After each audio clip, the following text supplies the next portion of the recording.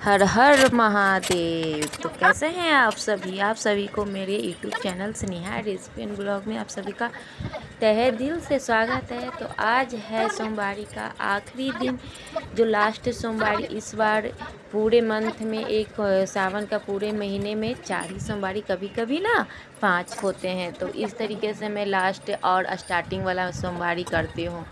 सावन का मैं 2 ही करती हूँ। कितना लोग 4 के 4 होते हैं या 5 पढ़ते हैं तो 5 भी करते हैं।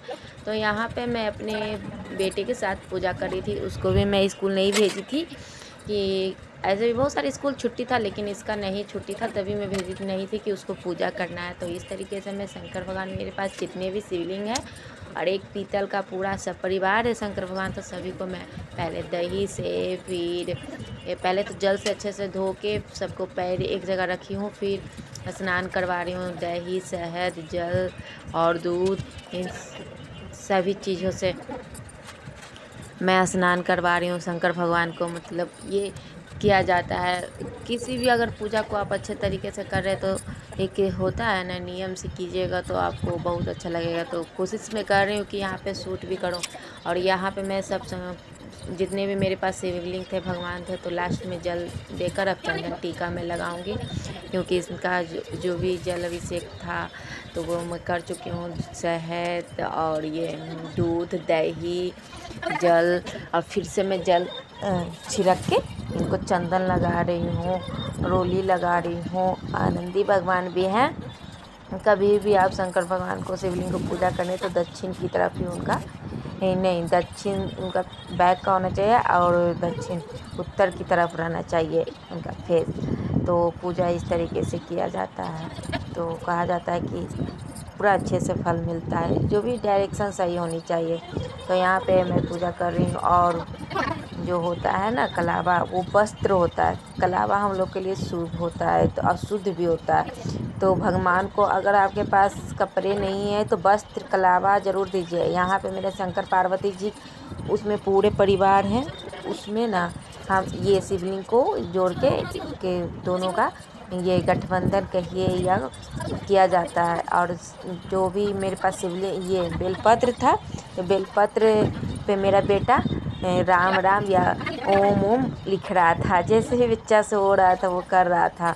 तो दोनों माँ बेटा मिलकर मैं पूजा कर रही थी, बहुत अच्छा लग रहा था। मैं जब भी सोमवारी करती हूँ या महाशिवरात्रि होता है तो मैं इसी तरीके से पूजा एक थाल में करके करती हूँ, बहुत हमको अच्छा लगता है। फिर जो भी मेरे पास फल थे वो फल को इस तरीके से भगवान को भोग लगा रही हूँ। और कुछ मकुंदाना और हल्दी भी ज़रूर लगाएगा। तो यहाँ पे मैं हल्दी छूट गया था तो हल्दी फिर से लगाई थी। तो कभी कभी आप जितना भी कीजिएगा ना तो कुछ ना कुछ छूट ही जाता है। तो कोशिश मेरी रहती है कि मैं अच्छे से करूँ, या फिर मैं अपने बेटा से टीका करवाने की करो। सिर्फ माँ को नहीं क्या करना, बाकी भगवान को ज़रूर करना। तो वो कर रहा है, फूल चढ़ा रहा है। अब बोल रहा था मम्मी मैं भी सोमवारी कर लेता हूँ। मैं बोली कि नहीं, अभी तुम छोटे हो, नहीं करो, तुमसे नहीं बर्दाश्त होगा। लेकिन ये बोल रहा था कि नहीं मम्मी मैं ना करूँगा। अगर करता भी तो एक कैसे करता। इसके पापा बोले हाँ ठीक है कर लेना। तो कोशिश कर रहा था ही कर ले, लेकिन मैं मना कर रही थी। बोली तुम ऐसा ही मन से तुम पूजा कर लो आज, वही बहुत बड़ी बात है। फास्टिंग से क्या है, मन में श्रद्धा होना चाहिए। अगर खा पी के भी आप भगवान का जाप कर रहे हैं तो वो भगवान आपकी बात सुनेंगे। अगर आप खाए पिए नहीं है, पूरे दिन फास्ट में है, मन में वो भगवान के प्रति सॉरी भगवान के प्रति आपका श्रद्धा नहीं है, भगवान के प्रति आपकी सोच नहीं है, भाव अच्छा नहीं है, तो आप कितना भी पूजा कर लीजिए आपको कोई फल मिलने वाला नहीं है। तो आप लोभ कभी भी नहीं कीजिए, पूजा कीजिए अपने मन से, श्रद्धा से। और ऐसा मुझे भी लगता है कि मैं जब भी अच्छे से पूजा करती हूँ ना, मेरे मन को बहुत सुकून मिलता है। लगता है ना कि कितना कष्ट, कितना कितना कुछ हमको मिल चुका है, ऐसे महसूस होता है। आप लोग के साथ होता है या नहीं होता है, आप लोग ज़रूर कमेंट करके बताइएगा।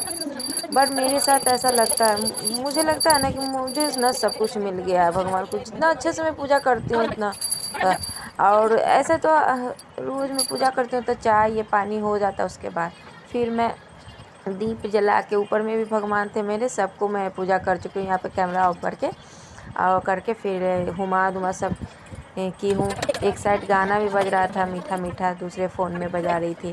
और फिर जल दोनों माँ बेटा मिलके बेलपत्र डाल के दही दूध जो भी सब रहते हैं जल को मैं डाल रही हूँ। यहाँ पे मैं भगवान से आशीर्वाद मांग रही हूँ कि हे भगवान, अगर मुझसे कोई गलती हुई हो उसके लिए मैं क्षमा मांगती हूँ।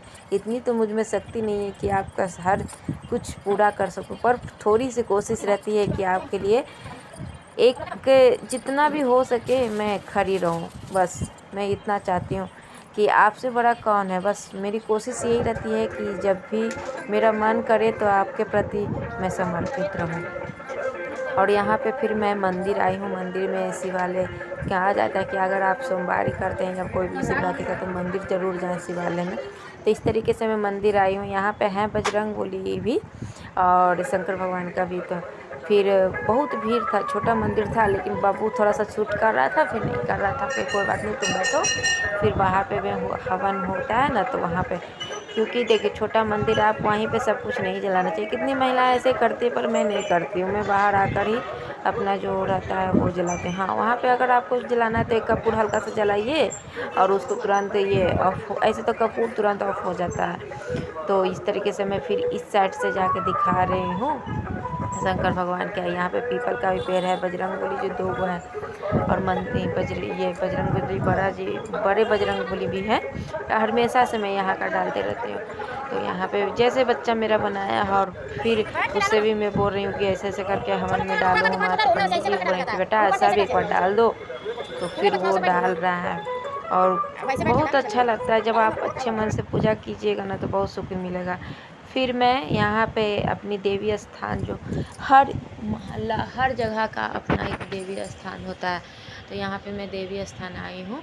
क्योंकि जिस दिन सालाना पूजा था उस दिन पूजा हो रही थी, तो मैं बाहर ही पूजा करने के लिए पंडित जी बोले थे, तो मैं कर चुकी थी। और सब चिल्लाने लगी थी, मैं क्या बताऊँ, उसके बारे में बाद में बात बताऊँगी कि कैसा सब कर रही थी। तो मैं इनके नाम से बाहर ही पूजा करके चली आई थी कि नहीं, आज पूजा कोई नहीं कर सकता है इस तरीके से।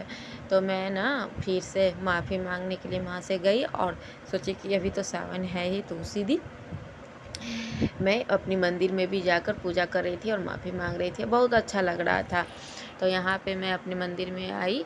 अपने जो देवी स्थान, हम लोग के यहाँ शादी ब्याह जो भी होता है तो यहीं पे हम आते हैं। आप लोग यहाँ पे ज़रूर जय माता दी कमेंट कीजिएगा।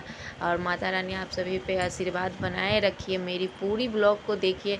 मेरी कोशिश रहती है कि आप लोग सब तक पहुँचाएँ। और फिर देखिए, अगर आप लोग माता रानी की पूजा कर रहे हैं तो आप लोग, ये भैरव बाबा होते हैं, जैसे वैष्णो देवी जाते हैं वहाँ भी कैसे हैं, जब तक भैरव बाबा के पास पूजा नहीं करते तो पूजा पूरी नहीं होती। उसी तरीके से मैं यहाँ पे भैरव बाबा के पास आ रही हूँ। फिर उसके बाद यहाँ पे आई हूँ, थोड़ा सा बेटा से बोल रही हूँ कि मंदिर में बैठो। इसको हंसो हंसो, बेचारा 1 बज गया था, मुँह सूख गया था, तब फिर इसको फुसला रही थी, मम्मी मैं खा लूँगा। फिर यहाँ पे आई हूँ, फिर देख रहे हैं कि थोड़ा सा कैसा हो गया ये जो टीका से। फिर हम लोग यहाँ पे आके कहाँ से आप लोग वीडियो देखते हैं, मेरे वीडियो को ज़रूर प्यार दीजिए, लाइक दीजिए। मिलते हैं नेक्स्ट व्लॉग में, जल्दी लेकर आऊँगी। बाय।